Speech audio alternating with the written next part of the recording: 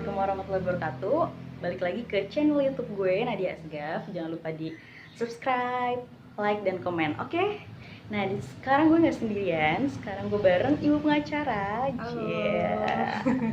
Nah, kali ini gue mau nanya tentang profesi advokat karena kakak Ujuh ini ya sekarang lagi bekerja sebagai advokat, bener ya? Nah, sekarang gue mau nanya-nanya nih tentang advokat tuh ngapain aja, prosedurnya gimana caranya, terus kenapa sih pengen jadi advokat. Pokoknya seluk-beluk jadi advokat gitulah. Nah, makanya stay tune terus sampai akhir yang mau jadi advokat. Nih, kalau misalkan untuk awal-awalnya nih Jo, lu kenapa sih pengen jadi advokat gitu? Maksudnya kan banyak nih kalau misalkan lulusan hukum nggak cuma jadi advokat kayak jadi ini gitu. Kenapa mesti jadi advokat? Kenapa nggak jadi, kalau misalkan sekarang kan banyaknya pengen jadi legal corporate tuh ya, banyak duitnya katanya gitu. Kalau jadi pengacara gimana?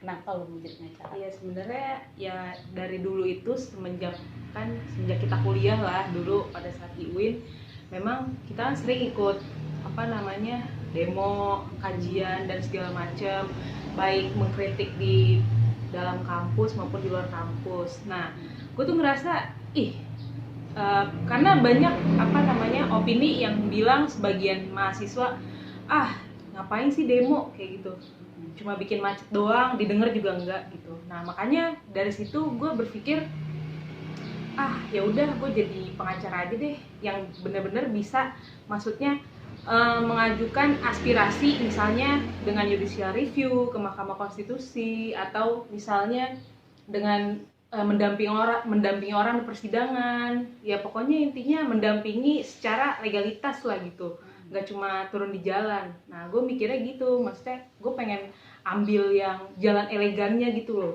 Memang jiwa gue tuh emang kan dari dulu, kita kan waktu kuliah kan aktivis, yang suka mengkritisi lah. Makanya mikirnya udahlah, ambil jalan yang elegan, profesi yang elegan gitu loh. Itu sih. Cuman kan orang-orang suka bilang kalau misalnya advokat harus ngebela yang, maksudnya yang salah pun harus dibela gitu kan. Ngebela yang bayar juga katanya. Ngebela yang bayar gitu, maksudnya pokoknya dia salah, mau pencuri mau apa lo harus bela gitu. Itu gimana? Lu kan idealis banget nih waktu kuliah tuh, kayaknya kalau orang salah tuh nggak mau dibela gitu ya kan. Jadi kayak ya ini kan salah, kalau udah salah gitu. Tapi lu sekarang jadi advokat, yang salah pun lu harus bela gitu. Iya, ya sebenarnya sih ya yang mesti lo mesti tahu, dan masyarakat yang lain mesti tahu gitu kan. Menjadi pengacara itu bukan berarti kita kan memang, apalagi kalau dalam mendampingi terdakwa ya, kasus pidana, itu kan pasti kita bela pelakunya kan, yang melakukan kan. Nah, itu bukan kitanya ngebela perbuatan dia, misalnya dia membunuh orang, bukan kita ngebela perbuatan yang membunuh orang, tapi ada haknya si pelaku ini, si terdakwa ini, yang memang harus kita lindungi juga gitu loh. Kayak misalnya kita sering nonton di televisi, pas lagi di BAP bonyok-bonyok gitu loh, disetrum bla bla bla bla, atau salah tangkap, itu sebenarnya kita bela, bukan kita membenarkan Apa yang salah? Perbuatan dia gitu. Toh ada namanya asas praduga tak bersalah. Jadi sebelum adanya putusan pengadilan, kita nggak boleh menjudge dia benar atau salah gitu. Nah gitu, jadi hak-hak yang benernya gitu, maksudnya hak-hak yang mestinya kita dapat lah ya, yang ngebela. Iya, hak-hak yang mesti dia dapat juga, walaupun dia diduga sebagai pelaku lah istilahnya, atau tersangka atau terdakwa sebutannya kayak gitu. Terus buat teman-teman yang mau jadi advokat nih, mungkin lu bisa ceritain sedikit tentang prosedurnya gimana dari awal sampai lo jadi dilantik nih jadi advokat, sampai sekarang kerja jadi advokat. Iya, prosedurnya yang pertama, wajib untuk mengikuti pendidikan khusus profesi advokat. Itu sebenarnya kayak lebih ke seminar umum sih, kayak lebih ke seminar, ke kuliah umum gitu kan. Itu bayarnya 6 juta.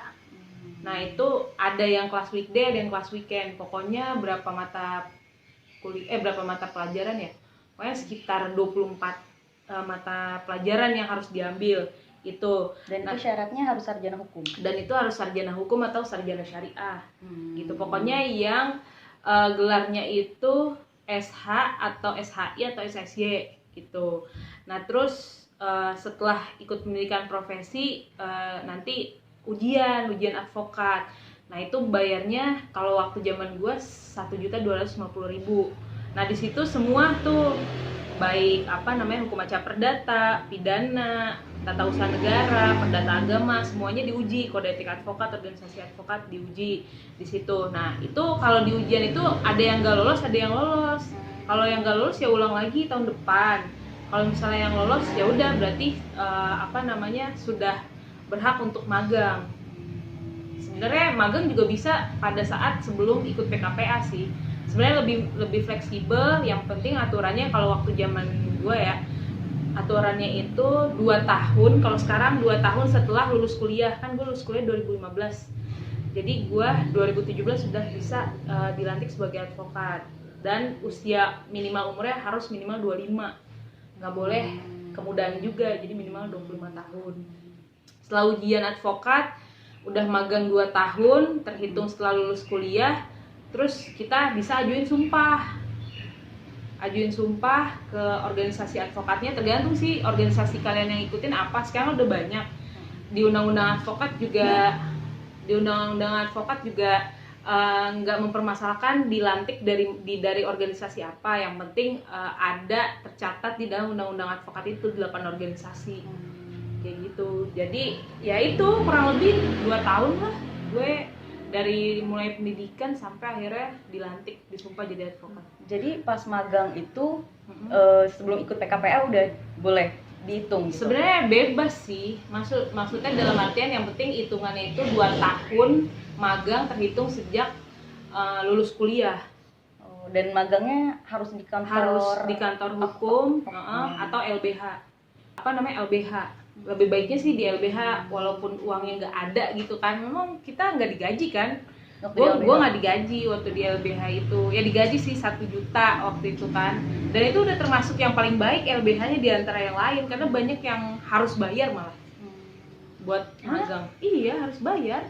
Kita yang kerja tuh kita bayar. Iya, tapi kan istilahnya dengan kita magang di situ itu menjadi persyaratan nanti untuk ujian, ya kan? Menjadi persyaratan, dan juga kedepannya kan kita bisa dapat uang lebih banyak dari pekerjaan ini gitu loh.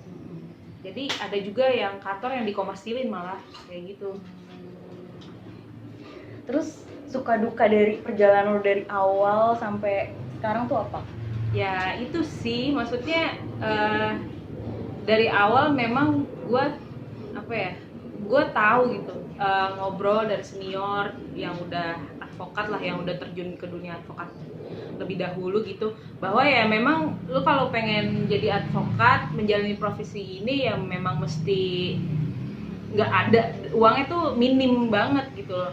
Mungkin ketika gue lulus jadi karyawan di legal corporate atau di perusahaan mana gitu kan, pasti kan gajinya UMR biasanya teman-teman kita minimal. Tapi di sini kan yang gue sebutin tadi 1 juta, bahkan ada yang nggak digaji, bahkan ada kita yang bayar gitu loh.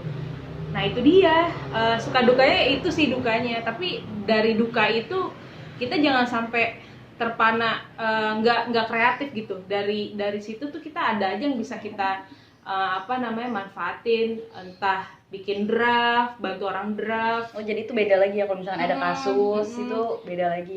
Bisa bikin bantu draft atau ya konsultasi. Ya pokoknya kalau sekiranya kita ada wadahnya, insya Allah ada wadah, ada ilmunya, ya insya Allah ada aja lah rezeki. Itu yang penting dia harus sabar dulu deh kalau mau jadi advokat tuh. Harus sabar, apalagi mengenai uang ya harus sabar lah. Tapi bukannya jadi advokat orang-orang mau jadi advokat biar banyak duitnya kayak Hotman Paris, terus kayak ini siapa tuh ya pokoknya Tompul gitu ya. Pokoknya lawyer zaman sekarang kan kayak hidupnya glamor banget tuh. Ya itu dia sih, maksudnya gue juga dulu tapi kalau gue sih pengen jadi lawyer nggak karena melihat Hotman Paris ya. Maksudnya idola gue bukan Hotman Paris, tapi lebih ke yang mendirikan LBH Jakarta yang pertama kali, atau Hotman Sitompul. Gue sih lebih seneng yang ngebela rakyat kecil gitu, yang sekiranya kita bisa bantu dalam hal itu gitu. Gue sih kayak gitu sih. Terus kalau Hotman Paris gitu, ujuk-ujuk apa namanya, punya banyak duit, Lamborghini, suka pamer Lamborghini bla bla bla. Kalau menurut gue dia untuk sampai titik itu juga butuh bertahun-tahun, berpuluh-puluh Proses. tahun gitu. Karena hukum itu spesialisasinya banyak gitu.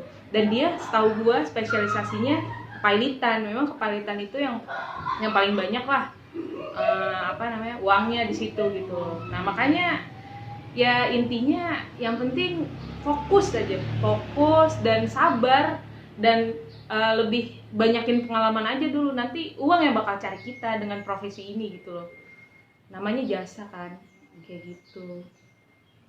Nah, terus buat teman-teman yang mau jadi advokat nih, tips dan triknya tuh apa sih? Maksudnya dari awal sampai akhir gitu, supaya soalnya kan nggak semua orang bisa jadi advokat juga. Terus tadi ada ujiannya juga, mungkin tips trik ujiannya gimana, terus cara maksudnya magangnya itu nyarinya kemana, atau apa ikut senior atau apa gitu, tips. Pokoknya semua tips dan triknya lah ya.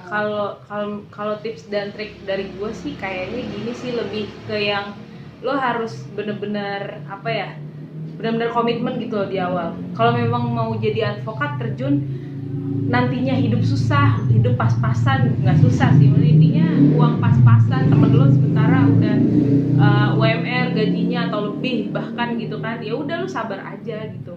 Lu namanya lagi ngikut orang, namanya jadi advokat atau profesi manapun pasti kita harus ngikut senior dulu nih, belajar sama yang udah bisa, yang udah ahli. Dari situ kan kita bisa ngelihat dia gimana, kita punya pengalaman ngadepin kasus ini, oh cara menyelesaikannya kayak gini. Itu sebenarnya kan yang maksudnya profesi itu kan memang nggak ada di buku gitu loh ya, cara menangani kasus seperti ini itu kan bisa kita dapatkan lewat pengalaman kayak gitu. Ya intinya kalau menurut gue ya udah harus konsisten, komitmen, benar-benar mau terjun dunia ini jangan setengah-setengah gitu. Kalau setengah-setengah, pertama kasihan waktu lu nya, kedua uangnya udah keburu nggak ada tapi lu nya nggak konsisten gitu, kasihan di lu gitu kan. Nah terus yang penting itu pada saat ujian, gue sih dulu 4 bulan lah sebelum ujian tuh gue udah belajar, karena kan materi yang diujikan tuh banyak banget ya kan, dari ada hukum acara tata negara, hukum acara tata usaha negara, hukum acara pidana, perdata dan lain-lain. Jadi gue harus belajar hamin 4 bulanan lah dulu, apa ngisi-ngisi buku contoh apa ujian, tes ujian kayak gitu.